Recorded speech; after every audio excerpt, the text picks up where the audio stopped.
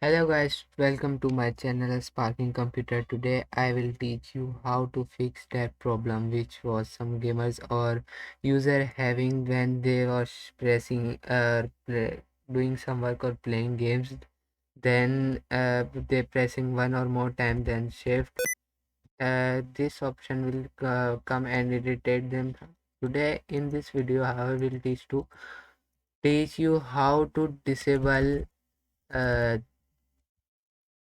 how to disable this option.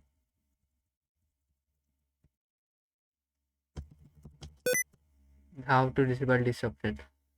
Simply go this, as you can see here, there is an blue tag. Click in here.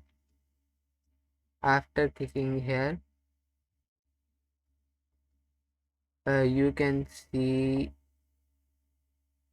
all checking mark here.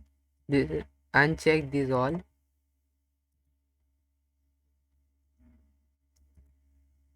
Also these. After unchecking this, you can press one or more time or several times. Shift. This option will not come again and it will not irritate you.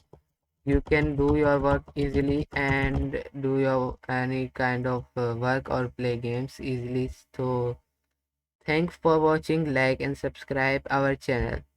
Thanks.